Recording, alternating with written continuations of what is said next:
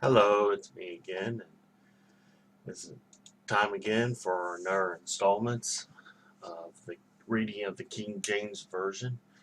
We're on Genesis 26, and it's going to be a three, four part, five different parts. This could be God's promise to Isaiah and Isaac, uh, or God's promise to Isaac, and Isaac deceives Abimelech and Isaac's prosperity, and Isaac's covenant with Abimelech and Esau's wife. So let's just jump right in and get started.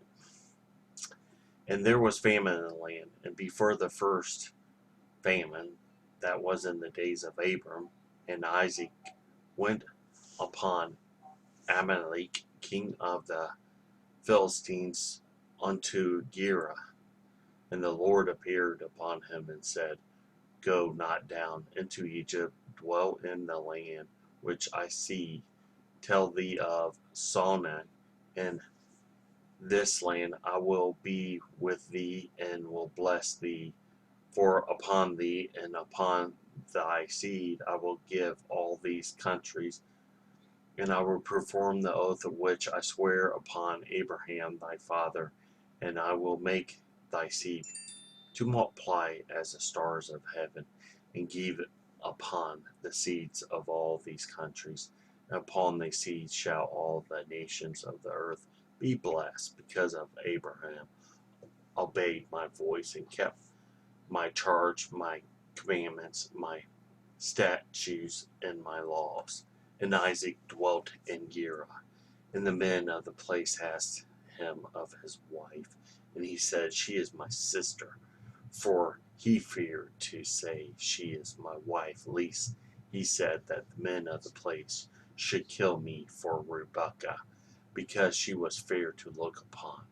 And it came to pass, when he had been there for a long time, that Abimelech, king of the Philistines, looked out upon the window, and saw, and behold, Isaac was sporting with Rebekah his wife, and Abimelech called Isaiah, and behold, of a surely she is thy wife, and thou says thou, She is my sister.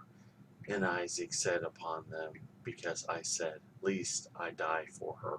And Abimelech said, This is thy done upon us. One of the people might lightly have lied with thy wife, and thou should have brought guilt upon us. And Abimelech charged all his people, saying, He has touched this man or his wife, surely be put to death. And Isaac swore in the land, and received in the same year of 100 and the Lord blessed him. That's a lot, 100.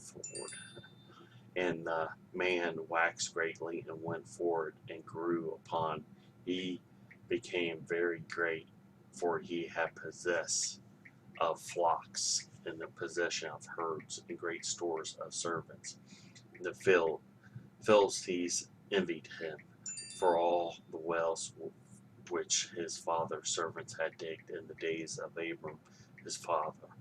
The Philistines have stopped them, and filled them with earth. And Abram said upon Isaac, Go for us, for thou art much mightier than we.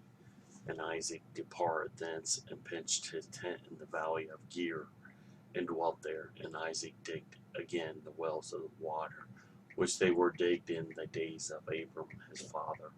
For the Philistines have stopped them after the death of Abram, and he called their names after the names by which his father called them. And the servants digged in the valley, and found a well of spring water, and the herdsmen of Gerar did strive with Isaac's herdsmen, saying, The water is ours. And he called the name of the well Ex, which they strove with him, and they dug another well, and strove for it also. And they named it Shitna, and he renamed this, digged another well, for they stoved not, and he called this name of Rough. And he said, For now the Lord had made room for us, and we shall be fruitful in the land. And he went up there to Beersheba. The Lord appeared upon the same night and said, I am the God of Abram thy father. Fear not, for with thee bless thee and multiply thy seed for Abram's seed's sake. And he built an altar there and called the name of the Lord and pitched his tent there. For Isaac's servants dug a well. And then Abimelech went to him from Gerar, and on Amalek, one of his friends, and Pichol, the chief captain of his army.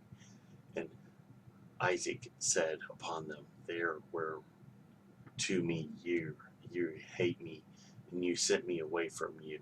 And they said, We shall certain that the Lord was with thee. And he said, Let there be now a oath betwixt us, and betwixt us and thee, and let us make a covenant with thee, that while widows do no hurt and touch thee, as we have done, and taught thee nothing but good, and we sent away in peace. Thou art now the blessing of the Lord. And he made them a feast, and they drink and eat. And they rose up betimes in the morning, and shared one to another, and Isaac sent them away, and they departed from him in peace. And it came to pass the same day that Isaac's servants came and told him concerning the well that they dug, and said upon him, We have found water. They called it Sheba, and there the name of the city of Beersheba is upon this to this day.